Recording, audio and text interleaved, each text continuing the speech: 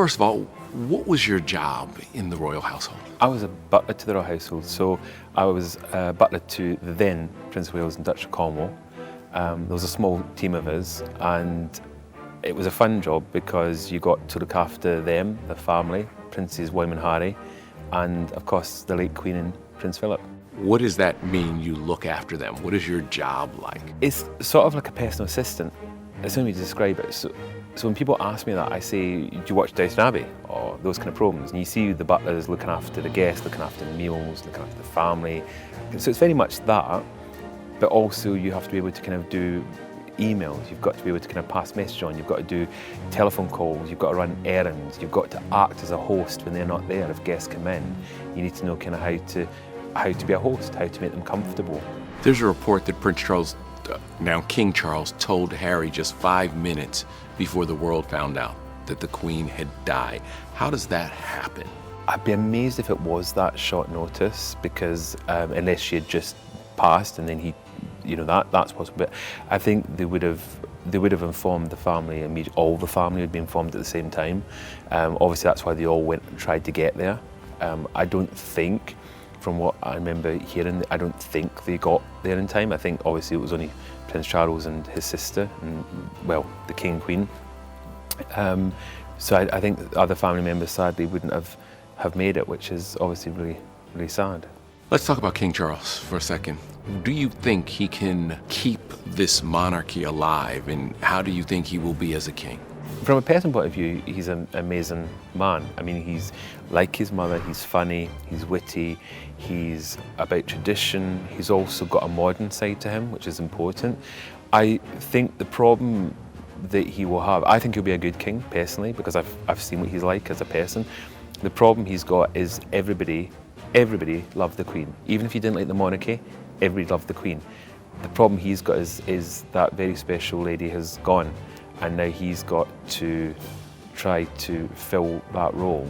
And a lot of people will think, and will say he's doing an amazing job. There will be certain people that now will say that it's time for change. So I think it's going to be quite difficult for him, especially over the next couple of years, because everyone's going to be watching what he does, how he does it, what change he will make changes. What changes he'll make. So there's going to be a lot of, it's almost like being in a goldfish bowl. He's going to be watched all the time. What changes do you think he'll make? Nothing major. The kind of changes I'm thinking, it's like they've got quite a few royal homes, and I think that it's possible that he might re-look at how those homes are used. For example, Sandringham House, it's a private home, but it is open to the public.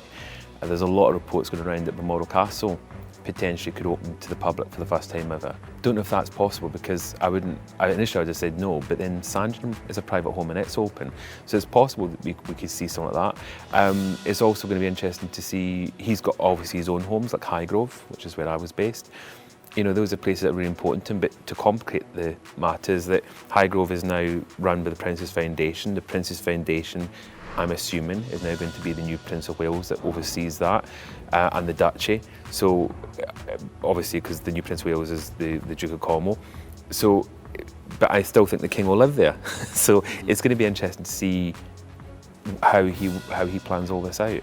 Is it true that you all, for Charles, he loves his shoelaces ironed, and you put toothpaste on his toothbrush, and there are all these things that you guys dress him to the T and put on his clothes. His bath water has to be a certain temperature. I find this so strange. Somebody brought this up to me about a week ago, and they said to me, "Oh, did you have to carry the loo toilet seat around?" And I said, "What toilet seat?" And they said, "The one that you had." I've never heard of this. I work for the man. I thought, brilliant idea. I mean, sure, if you want to carry a loo seat around, go for it. But no. I mean, I'm not one to break confidence, because I think it's important that they do keep their personal stuff. But I think it's unfair that. So that's why I've been quite open about it. Why would you even iron shoelaces? It doesn't even make sense. I mean, why? I mean, it's bad enough having tying a shirt without then thinking, oh, I've done the shirt, now I've got to do the shoelaces. It doesn't make sense. So it's completely made up, and I don't know why. Well, I know where these comments have come from. I don't know why they're saying them. I don't know what they're trying to achieve from it, because it's just silly. It's just silly, and it's just sad that people want to kind of put things like that out there instead of focusing on positive, the positive things that he does.